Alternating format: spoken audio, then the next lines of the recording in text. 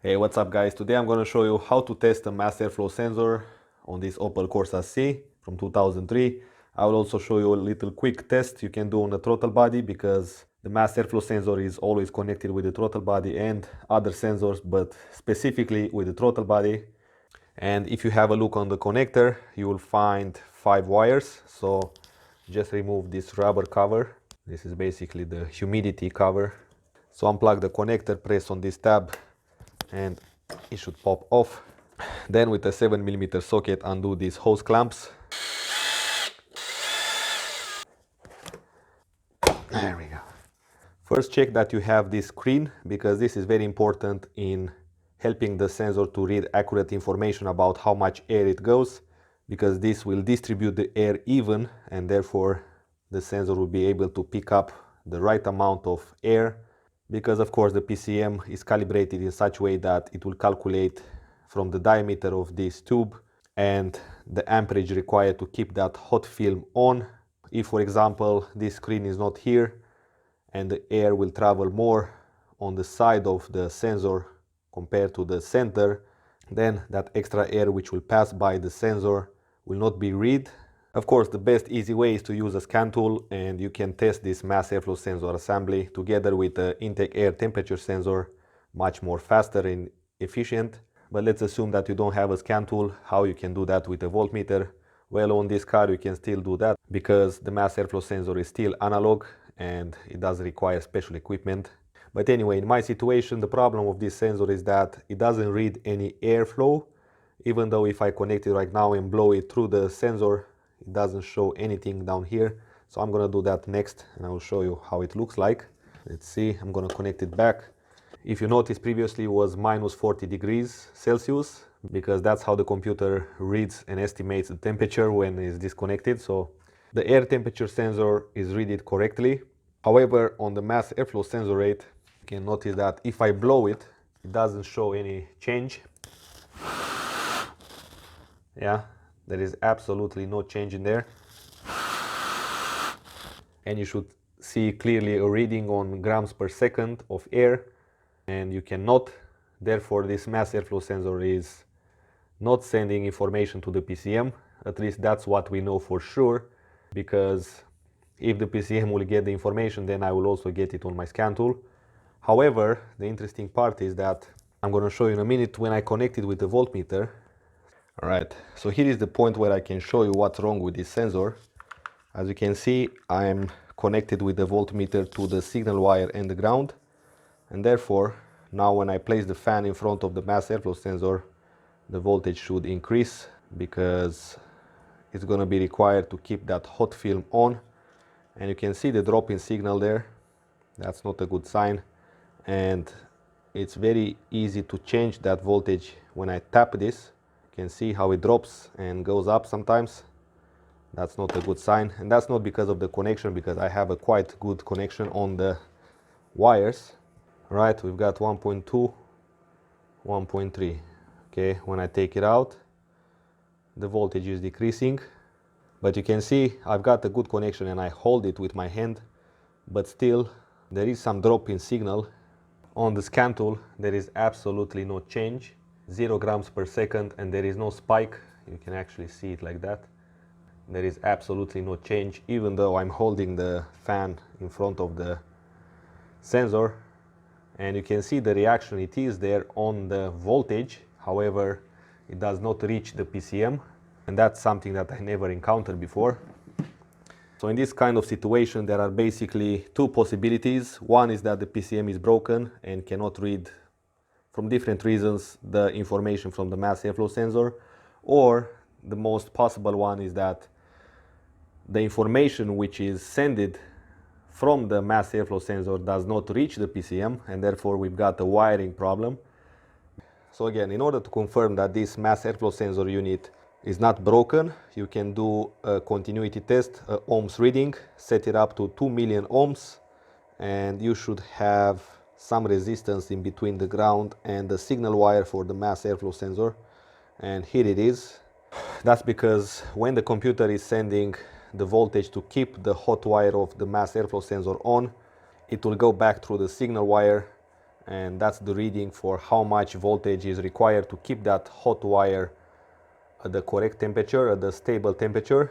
Because as you might know, if you blow on an object, it tends usually to decrease the temperature, especially if the object is hotter compared to the air you are blowing with.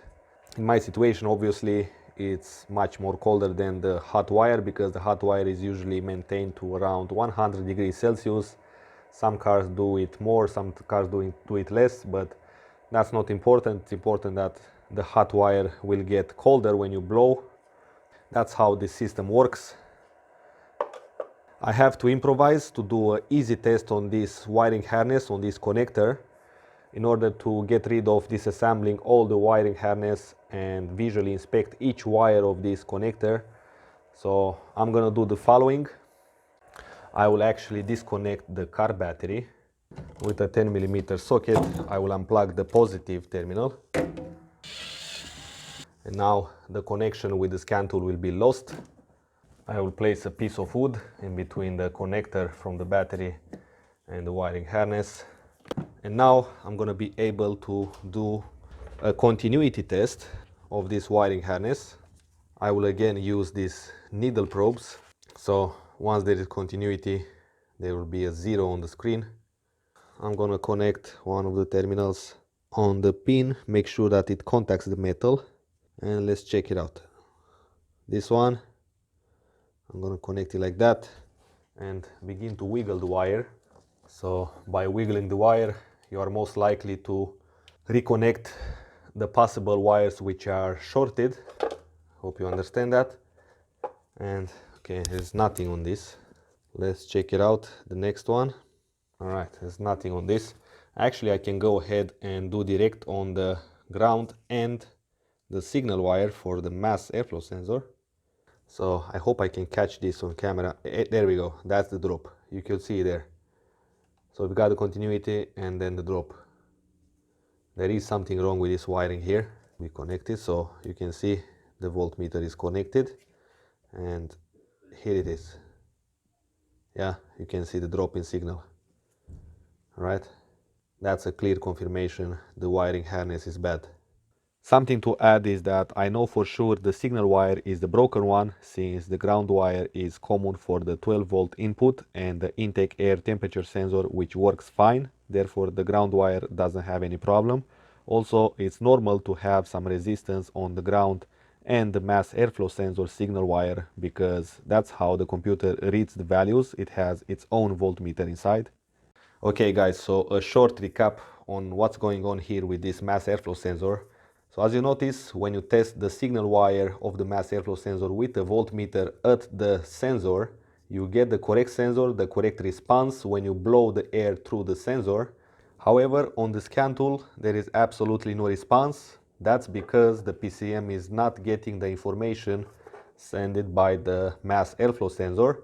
And the reason of that is the sensor gets the 12 volt input, gets the input for the air temperature sensor. However, the signal wire is probably damaged. It's possible that there is a crack in the wire, like a cut inside. Sometimes the plastic is still okay, but the copper wire inside is broken, and therefore when you move it like that, it loses contact. So what happens is that the PCM is not getting the information again, and sometimes it triggers the check engine light and pending codes about the mass airflow sensor. Hopefully you can see from this example how important it is to know exactly what's going on with the part you are testing.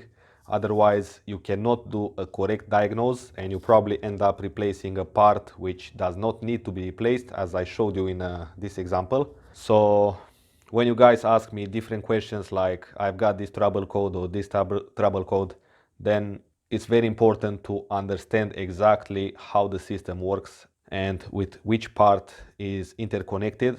Otherwise you cannot do any diagnose, and I cannot help you because you will not know exactly what to look for. Even though you see the results in front of you, you might not know what's going on. So I hope that will help you,